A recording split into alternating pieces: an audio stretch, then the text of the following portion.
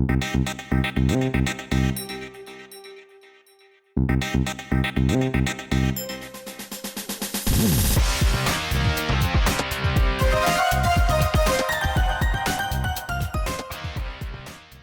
Biscuit की advertisement हमेशा hunger को एड्रेस नहीं करती, राइट? अभी बच्चों को फोकस करके उसके टेस्ट को, राइट, उसको कैसे खाने का, उसकी मेथड को, राइट, वो जो एक ओकेजन है, वो प्रसंग है, जो एक सोशल इवेंट है फैमिली के अंदर, मतलब फैमिली में एक खेलने के बीच में ये चीज़ें इसको यूज़ हो सकती हैं, राइट? अपना प्रोडक्ट क्या ज़रूरत को सेटिस्फाई करता है? ये कोई बिस्किट ऐसा नहीं है जो आपकी भूख को सेटिस्फाई करने की बात कर रहा है, राइट? ये लाइफस्टाइल बिस्किट है। ओके, हमको ये समझना है कि जिसको ये टारगेट कर रहे हैं उन्हीं टाइप के लोग दिखाएंगे। देखो, एडवर्टाइजमेंट के अंदर जो लोग हैं, जो घर है, उनकी लाइफस्टाइल देखो। आप ऑफिस से आ गए, हाँ, आप कारखाने में से आ गए ऐसा नहीं बोल रही है, आप खेत में से आ गए ऐसा नहीं बोल रही है, आपकी मीटिंग कैसी थी, आप दुकान में से आ गए ऐसा नहीं बोल रही है। अंडरस्टैंड? ये क्या दिखा रहा है? हमको क्या समझना है? कस्टमर कौन है, किस टाइप के लोग, समझे ना? यही कम्युनिकेशन हमको समझना होता है कि हमको एक एडवर्टाइजमेंट शांति से दिखती है, लेकिन उसके अंदर कितना रिसर्च हुआ होता है, कितना अंडरस्टैंडिंग हुई होती है कि किसको बेच रहे हैं हम, कौन है, उसकी लाइफ कैसी है, और तभी हिट होता है, राइट? और ये बहुत सबकॉन्शियस लेवल पे चल रहा है, ये सब चीज़ें हैं बहुत सबकॉन्शियस लेवल पे चल रही हैं। तो जो छोटी लड़की है जिसका फादर फार्मर है, वो इस एडवर्टाइजमेंट को देखेगा तो उसको कुछ भी कनेक्शन ही नहीं दिखेगा उसमें, तो वो डिस्कनेक्ट हो जाएगा उस ब्रांड से। लेकिन ब्रांड को उसकी कोई पड़ी नहीं है, क्योंकि ब्रांड उसको फोकस ही नहीं कर रही है। समझे? ब्रांड जिसको फोकस कर रही है उसी को बता रही है ये तेरी लाइफ में ये फिट होता है, कर तू, right? So this is what is the marketing, जो आपको समझनी है। तीसरी बात, तीसरा पी जो है, दैट इज प्लेस। हमारी प्रोडक्ट कहां मिलेगी, कहां उपलब्ध होगी। हमने प्रोडक्शन कर दिया, अभी उसको कस्टमर तक पहुंचाना है, right? So production to consumption, वहां पे प्लेस पिक्चर में आता है, उपलब्धि स्थान पिक्चर में आता है। और इस प्लेस के जरिए और इस प्लेस के जरिए हम अपने प्रोडक्ट के अंदर जो वैल्यू है, जो मूल्य है, जो कस्टमर के लिए उसके अंदर जो वैल्यू है, वो हम उसको हैंड ओवर कर सकते हैं, उसको दे सकते हैं, राइट? सो प्लेस नक्की करने में बहुत सारे जो अलग अलग फीचर्स हैं, बहुत सारे फैक्टर्स हैं प्लेस नक्की करने वाले। सबसे पहले आता है चैनल, माध्यम। चैनल मतलब हमारी प्रोडक्ट फैक्ट्री में से निकल के एंड कंज्यूमर तक कैसे पहुंचेगी। तो अलग अलग टाइप की चैनल होती हैं। कभी कभी कंपनी सीधा बना के डायरेक्टली कस्टमर को दे देती है, सो दैट इज, बीच में कोई मिडल लेवल नहीं होता, हाँ, इंटरमीडिएट कुछ भी नहीं होता, सीधा मैन्युफैक्चर से लेके सीधा कस्टमर के पास। कोई एग्जांपल? प्रोडक्ट बना सीधा कस्टमर के पास पहुंच गया, एग्जांपल? मिल्क, मिठाई, हाँ, नमकीन की दुकान बनी, कस्टमर लेके गया, बीच में कोई डीलर है नहीं है, राइट? तो स्मॉल लेवल पे बहुत सारी जो प्रोडक्ट हैं वो सीधा मैन्युफैक्चर से कस्टमर के पास ही जाती है, राइट? ओके। जो बड़े लेवल पे बनती है उसमें बहुत सारे अलग अलग टाइप के लेवल होते हैं, राइट? कभी distributors, super stockist, wholesaler, dealer, retailer, depending upon product अलग अलग टाइप के ऐसे लेवल्स आते हैं। फिर रिटेलर में भी अलग अलग टाइप के रिटेलर आते हैं। अभी कुछ फैशन ब्रांड हैं, तो सपोज कि XYZ स्पोर्ट्स ब्रांड, तो उसके टी शर्ट, उसके जूते, उसके स्पोर्ट्स इक्विपमेंट, वो सब एक ही जगह पे मिलेंगे। फिर किसी कॉस्मेटिक की एक एक्सक्लूसिव शॉप है, तो उसके अंदर उसी कंपनी के प्रोडक्ट मिलेंगे, राइट? तो ऐसे स्पेशलिटी स्टोर होते हैं। कुछ हेल्थ के स्टोर होते हैं जिसमें हेल्थ रिलेटेड सारी चीज़ें मिलती हैं, राइट? कुछ स्पोर्ट्स के स्टोर होते हैं, उसमें स्पोर्ट्स की चीज़ें मिलती हैं। कुछ ब्यूटी के स्पेशलिटी स्टोर होते हैं, उसमें हर एक कंपनी के लेकिन ब्यूटी की चीज़ें मिलती हैं, जो ब्यूटी प्रोडक्ट जिसको ब्यूटी पार्लर में यूज़ हो या विमेन अपने लिए खुद के लिए यूज़ कर सके। तो ये स्पेशलिटी स्टोर भी एक अलग टाइप का होता है चैनल। रिटेलर जो ग्रोसरी शॉप से लेके general stores, super markets, hyper markets, ये भी एक अलग चैनल होता है। Super market, hyper market India के लिए एक नया एक इंट्रोडक्शन है जो पिछले 8-10 सालों में आया है। फिर ई टेलर्स मतलब इंटरनेट से जो बिकता है, वेबसाइट के जरिए जो रिटेलिंग हो रहा है। तो ये पूरा जो गेम है, ये सारी चीज़ें अलग अलग तरीके से अपनी प्रोडक्ट को कस्टमर तक पहुंचाने के माध्यम है, चैनल के ऑप्शंस हैं। तो हमारी प्रोडक्ट क्या है उसके ऊपर डिपेंड करेगा कि हमारी चैनल कैसे होगी। डायरेक्टली कस्टमर के पास पहुंचेगी, बीच में होलसेलर आएगा, डीलर आएगा, रिटेलर आएगा, इंटरनेट से बिकेगी, हाइपर मार्केट में बिकेगी, किस तरह से बिकेगी, राइट? ये हमको नक्की करना है। कभी कभी होलसेलर रिटेलर, देखो होलसेलर या रिटेलर या सुपर मार्केट है ना, वो प्रोडक्ट को खरीदते हैं, स्टॉक करते हैं अपने पास और फिर डिलीवरी करते हैं। ये एक टाइप का चैनल हो गया। दूसरा चैनल ऐसा होता है जिसमें ये लोग एजेंट्स होते हैं, वो स्टॉक नहीं रखते, रहता है कंपनी के पास ही, लेकिन एजेंट लोग बुकिंग कराते हैं, कस्टमर को कंपनी के साथ कनेक्ट करा देते हैं और उनको कमीशन मिलता है। कौन सी प्रोडक्ट है ऐसी जो एजेंट के जरिए बिकती है? Cars, okay, cars, LIC policy, building, real estate, right? Directly भी बिकता है लेकिन एजेंट के जरिए भी बिकता है, राइट? तो उसमें स्टॉक रहता नहीं ना कुछ भी, राइट? तो बहुत सारे केमिकल के ऐसे एजेंट्स होते हैं जो खरीदते कुछ नहीं है, बायर को सेलर के साथ मिला देते हैं और बीच में उनको कमीशन मिलता है। सो ये भी एक चैनल होता है। तो हमारे प्रोडक्ट में अगर ऐसा चल रहा है, अगर हमारी इंडस्ट्री में ऐसा चलता है, तो ऐसा भी चैनल हो सकता है, सेल्स एजेंट, राइट? उसके बाद बीच में हमारी चैनल में हेल्प करने वाले कुछ और भी इंटरमीडियरीज होते हैं जिसको फैसिलिटेटर्स कहते हैं। वो लोग, बैंक होती है या बहुत ऐसे वेयर हाउसेस होते हैं, है ना? वेयर हाउसेस होते हैं कि जहाँ पे सपोज हम माल मंगाते हैं और वो माल सपोज हम एक साथ नहीं रिसीव कर पाते, तो बीच में किसी वेयर हाउस पे रिसीव करते हैं और वहाँ पे रहेगा और थोड़े थोड़े लॉट में हमारे पास आएगा। तो हमारे पास स्टोरेज की कैपेसिटी नहीं है, लेकिन हम वेयर हाउस वाले के पास लेंगे। सो हमारा जो सप्लायर है वहाँ से आएगा वेयर हाउस में और फिर थोड़ा थोड़ा क्वांटिटी में हमारे पास आएगा। उसी तरह से एक्सपोर्ट करते वक्त भी ऐसी तरह से होता है। सो वेयर हाउस वाले भी बीच में पिक्चर में आते हैं। कुरियर एजेंसीज हैं जो हमारे छोटी चीज़ें ट्रांसफ़र करने में हमको हेल्प करती हैं। फिर लॉजिस्टिक एजेंसीज़ हैं कि जो कि बड़ा जो कंसाइनमेंट होता है उसको डिस्पैच करने में हमको हेल्प करती हैं। तो ये सब भी चैनल के एक फैसिलिटेटर होते हैं। चैनल के बाद दूसरा जो प्लेस को असर करता है, दूसरा जो हिस्सा है उसका लोकेशन, मतलब हमारी चीज़ें कहाँ कहाँ पे मिलेंगी, किस टाइप के सिटीज़ में जाएगी, या सेकेंड लेवल टाउन में जाएगी, या थर्ड लेवल टाउन में जाएगी, या विलेजेस में भी मिलेगी, कहाँ कहाँ पे मिलेगी, ये हमको नक्की करना पड़ता है। लोकेशन कहाँ कहाँ पे हमारी प्रोडक्ट होगी। तीसरा जो क्राइटेरिया होता है प्लेस को नक्की करने का, कवरेज। सोच लो कि हमारी प्रोडक्ट भारत के जो 120 करोड़ लोग हैं उसमें से 10 करोड़ लोग टारगेट कस्टमर हो सकते हैं। सो 10 करोड़ लोग अगर कस्टमर हैं, उसमें से हम कितने परसेंटेज को टारगेट कर रहे हैं, राइट? मानो कि जितने भी स्टेट्स हैं उसमें से सर सिर्फ हम 25% स्टेट को ही ले रहे हैं, लेकिन इस 25% स्टेट्स के अंदर, इतने राज्यों के अंदर 40% पॉपुलेशन आ गई। मतलब कि जो 10 करोड़ टोटल जनता है जो ये खरीद सकती है, उसमें से मैं जिस राज्यों में, जिस स्टेट में बेच रहा हूं, इसमें 4 करोड़ लोग रहते हैं, तो मैंने 40% कवरेज किया, राइट?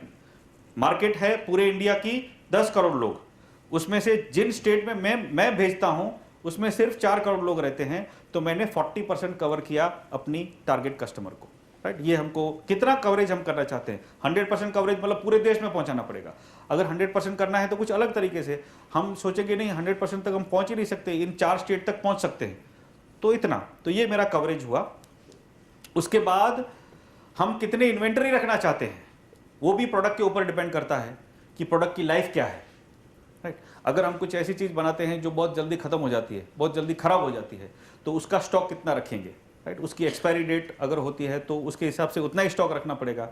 तो ये हम अगर कोई एक ऐसी प्रोडक्ट है कि जो 2 या 3 दिनों के अंदर खत्म हो जाती है, खराब हो जाती है, कुछ खाने की चीज़ें हैं या ऐसा, तो उसका हम बहुत ज़्यादा ट्रांसपोर्टेशन में समय नहीं बिता सकते, राइट? तो ऐसी जगहों पे रखना पड़ेगा कि जहाँ जल्दी से जल्दी कस्टमर तक पहुँचे, राइट? और कम से कम समय में कस्टमर तक पहुँचे। सो वो उसके ऊपर भी हमारा प्लेस बहुत डिपेंड करता है कि हम अपनी प्रोडक्ट को कहाँ कहाँ पे रखेंगे। एक्सपायरी डेट वाली प्रोडक्ट, पेरिशेबल प्रोडक्ट क्योंकि जल्दी खराब हो जाएगी, ऐसी चीज़ों को कस्टमर से बहुत नज़दीक रखना पड़ेगा, ट्रांसपोर्टेशन में कम से कम समय उसमें जाए ऐसा ध्यान रखना पड़ेगा। और जो लॉन्ग ड्यूरेशन की प्रोडक्ट है, मतलब 6-6 महीनों तक उसको कोई फ़र्क नहीं पड़ने वाला है, 1 साल तक भी कोई फ़र्क पड़ने वाला नहीं है। कुछ मशीनरी है, कुछ स्पेयर पार्ट्स हैं कि उसमें कुछ फ़र्क नहीं पड़ता, तो वो आप बड़ा स्टॉक भी उसका रख सकते हो। तो इन्वेंट्री का कितना लेवल होगा ये हम नक्की करेंगे, बहुत इंपॉर्टेंट है। उसके बाद हमने सोचो कि किसी एक प्रोडक्ट को किसी एक शहर में रिटेल करने का, हमने सोचा कि उसको मुंबई में हम बेचेंगे, लेकिन मुंबई में भी 15 टाइप के रिटेलर हो सकते हैं। सोच लो हम एक चॉकलेट बनाते हैं, तो वो चॉकलेट हम कहाँ कहाँ पे बेच सकते हैं, बहुत अलग अलग तरीके हैं। हम सोचेंगे खाली हाइपर मार्केट में हम एक 10-10 पीस का उसका बैग पाउच बना के ही बेचेंगे, तो एक तरीके से बेचेंगे हम। फिर हम सोचेंगे नहीं, हम जनरल स्टोर्स में भी देंगे उसको, तो अलग हो गया। फिर हम रेलवे स्टेशन पे भी देंगे, तो अलग हो गया। हम पान वाले की दुकानों पे भी बेचेंगे, तो अलग हो गया। तो हमारी प्रोडक्ट बहुत सारी जगहों पे जा तो सकती है, हम कहाँ तक देना चाहते हैं, राइट? हम किस लेवल के ट्रेड तक पहुंचना चाहते हैं, किस लेवल के रिटेलर तक पहुंचना चाहते हैं, ये हमको डिसाइड करना पड़ेगा। और ये सब करने के साथ साथ हम कस्टमर को कितने नज़दीक तक जाते हैं उसके घर पे, राइट? अभी कुछ मैं ब्रेड का एग्जांपल देता हूं। जो स्टैंडर्ड रेगुलर ब्रांडेड ब्रेड्स हैं, वो आपके 1 किलोमीटर के अंदर आपको मिल जाएगी, घर से करीब करीब मिलेगी ना, ज़्यादा नहीं चलना पड़ेगा आपको उसके लिए। लेकिन कुछ स्पेशलिटी ब्रेड्स हैं, राइट, वो आपको किसी हाइपर मॉल में ही मिलेगी। अगर आप रिटेलर के पास जाओगे, वो कहेगा सर ये हम लोग नहीं रखते क्योंकि बहुत कम चलती हैं ये। तो इसके कुछ जो स्टोर हैं हाई ब्रांडेड ब्रेड्स, हाँ, बहुत रेप्यूटेड ब्रेड्स हैं, इंटरनेशनल ब्रांड्स हैं, तो वो हर जगह पे नहीं मिलती, राइट? सो वो किसी एक जगह पे ही मिलेगी, पूरे मुंबई में 8-10 जगहों पे ही मिलेगी। और फिर भी लोग जो खरीदने वाले हैं वो यहाँ से 15 किलोमीटर ड्राइव करके भी जाएगा, राइट? तो हमारा प्रोडक्ट कहाँ तक कस्टमर तक पहुँचेगा, किस लेवल तक डीपली जाएगा। अगर मैं स्पेशलिटी ब्रांड बनाने वाला हूँ, तो मैं उस ब्रांड की कॉपी, उस ब्रेड की कॉपी नहीं करूँगा। मेरी ब्रेड जो है वो स्पेशलिटी ब्रेड है, उसको खरीदने के लिए आदमी 15 किलोमीटर ड्राइव करके भी आएगा, तो मैं उसको एक जगह पे रखूँगा, राइट? और मेरी ब्रेड ऐसी है कि जो खरीदने के लिए लोग 15 किलोमीटर की ड्राइव नहीं करेंगे, तो उसको मुझे नज़दीक तक पहुँचाना पड़ेगा। तो ये क्राइटेरिया होता है मेरी प्रोडक्ट को कहाँ तक मैं पहुँचाता हूँ। प्लेस में हम क्या गलती, उपलब्धि स्थान में हम क्या गलती कर देते हैं कि हमारा कस्टमर जहाँ खरीदने को आता है, वहाँ पे अगर वो चीज़ नहीं मिलती, वो गलती है। स्पेशलिटी ब्रांड खरीदने वाला पर्सन छोटी वाली दुकान पे आता ही नहीं है, और मैं रखता हूं छोटी वाली दुकानों पे, ये मेरी गलती है, राइट? ओके। जो 2 लाख की मोबाइल फोन है, वो खरीदने वाला पर्सन किसी मॉल पे या किसी मोबाइल की शॉप में जाता ही नहीं है, वो 5 स्टार होटल में ही जाता है। तो उसको मोबाइल की रिटेल शॉप में रखने का कोई मतलब ही नहीं है। ये हमें ध्यान में रखना पड़ेगा। मेरा कस्टमर जाता किधर है खरीदने के लिए, वहां पे मेरी प्रोडक्ट पहुंचनी चाहिए, ओके। और सोच लो, मैं एक पेन बनाता हूं जो कि 5 रुपए में बिकती है, तो 5 रुपए की जो पेन है वो खरीदने वाला किसी मॉल के हाइपर मार्केट में जाता नहीं है, वो रेगुलर स्टेशनरी शॉप पे ही जाता है। तो मेरी प्रोडक्ट उधर ही बिकनी चाहिए, जहां पे भी मेरा कस्टमर है वहां मेरी प्रोडक्ट मिलनी चाहिए। ये हमको ध्यान रखना चाहिए। कभी कभी हम ऐसा नहीं करते हैं और वो गलती हो जाती है, तो हमें ध्यान रखना चाहिए कि मेरा कस्टमर कहां पे आ रहा है खरीदने के लिए, वहां मेरी प्रोडक्ट अवेलेबल होनी चाहिए। कभी कभार हमारी प्रोडक्ट का चैनल पार्टनर ढूंढने में हम गलती कर देते हैं। मतलब सोच लो कोई टेक्नोलॉजिकल प्रोडक्ट है, अभी टेक्नोलॉजी प्रोडक्ट में हमने सोचा कि ये कंपनी लैपटॉप बेचती है, तो ये मेरे फ़ोन भी बेच पाएगी, तो हम उन्हीं को एजेंट बनाते हैं, उन्हीं को हम अपना होलसेलर बनाते हैं। फिर पता चलता है कि लैपटॉप वाली कंपनी का जो चैनल है वो पूरा कॉर्पोरेट में सेट है, और जो टैब है या फ़ोन है जो मैं बना रहा हूँ वो तो रिटेल कस्टमर ले रहा है, राइट? तो उसका तो इन लोगों को एक्सपीरियंस ही नहीं है। इन लोगों को खाली कॉर्पोरेट में बेचने का एक्सपीरियंस है, क्योंकि लैपटॉप जो है वो बल्क में बिक रहे हैं इनके, और इनका सब कुछ जो सेट है, जो कस्टमर बेस है या जो उनका जो रिटेलर चैनल है जो कि कॉर्पोरेट को ही टारगेट कर रहा है। और हमारी जो प्रोडक्ट है वो कॉर्पोरेट में नहीं जाने वाली, वो तो इंडिविजुअल को जाने वाली है।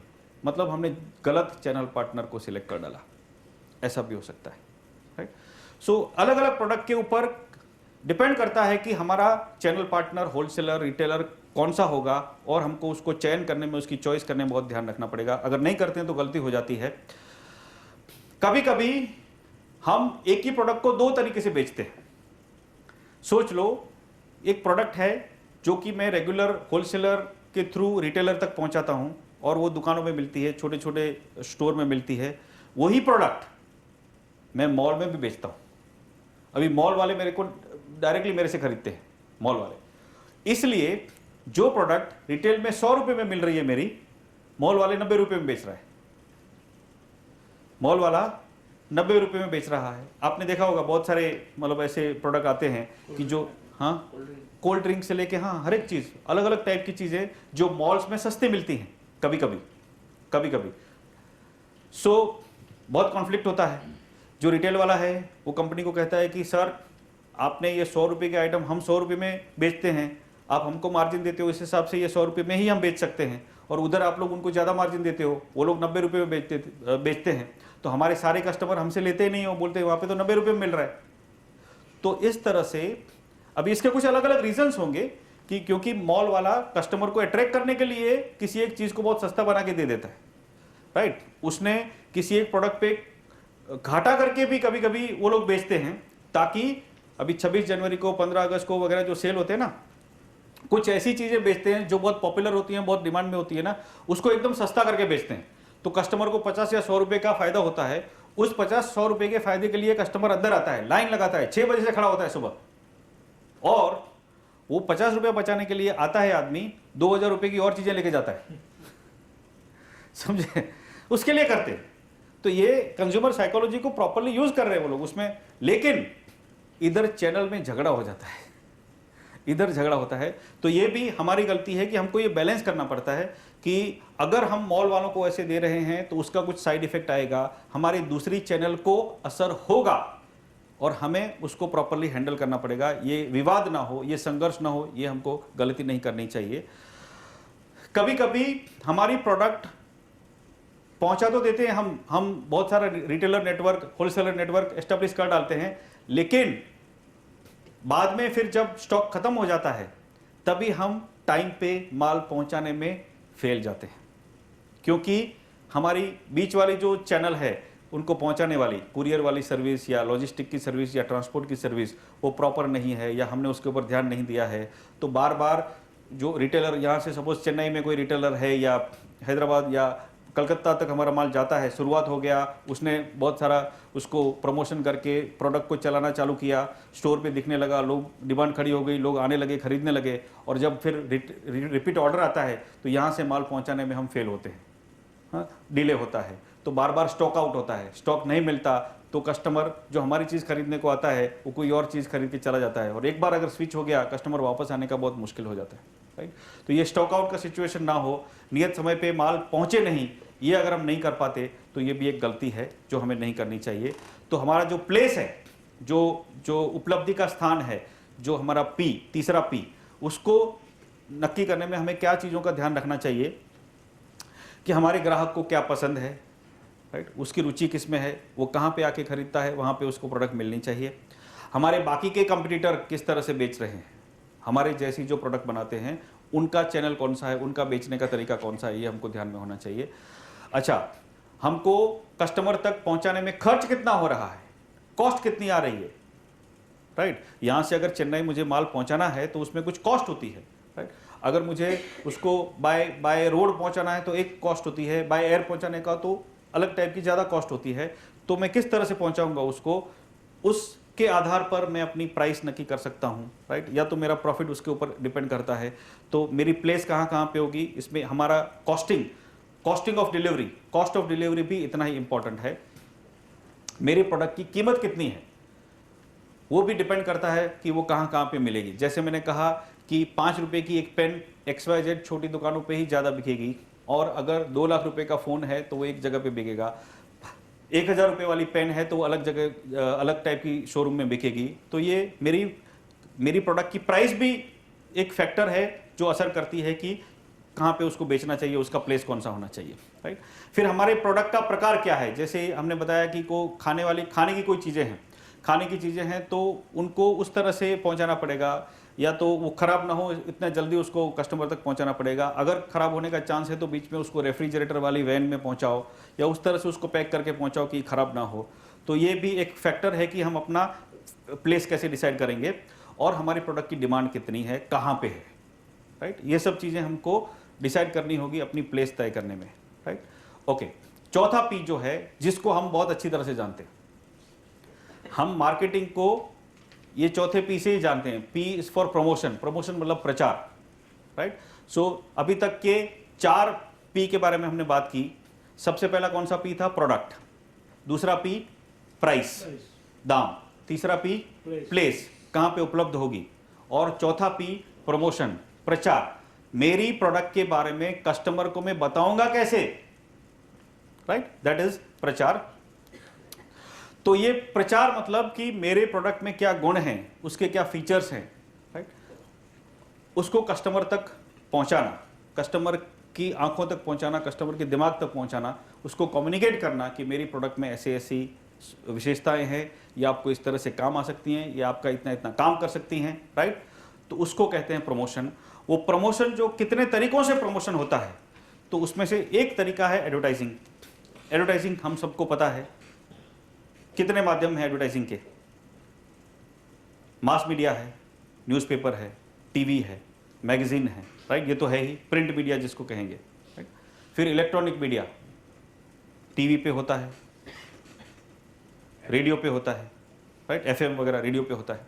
फिर outdoor, out of home publicity, OH जिसको कहते हैं, आउटडोर मतलब जो होर्डिंग, जो बोर्ड वगैरह लगते हैं, वो भी एक एडवर्टाइजमेंट का तरीका है।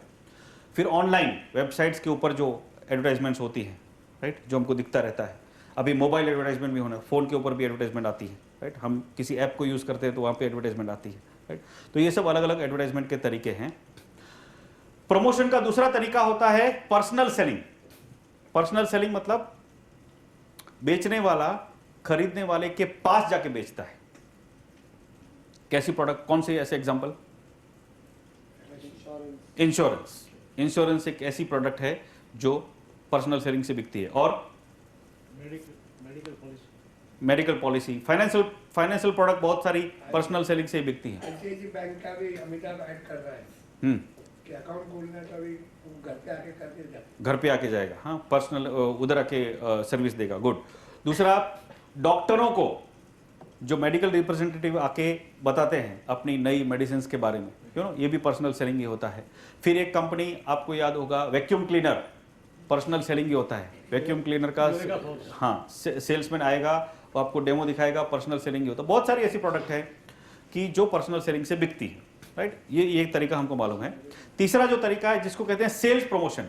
सेल्स प्रमोशन मतलब सेल्स ज़्यादा हो, बिक्री को प्रोत्साहन मिले, उसके लिए कुछ अलग अलग नुस्खे कंपनी करती रहती है, उसको कहते हैं सेल्स प्रमोशन। कैसे, कभी कभी कोई फ्री गिफ्ट निकालती है, मीनिंग एक के ऊपर एक फ्री। कभी कभी आप बोर्ड देखते होंगे, 2 खरीदोगे तो 5 फ्री, नहीं, buy 2 get 5, like buy 2 get 5। अच्छा, तो जैसे ही ऐसी अलग अलग टाइप की स्कीम अगर कंपनी रेगुलरली नहीं डालती है और अचानक से डालती है तो डेफिनेटली सेल्स बढ़ता है।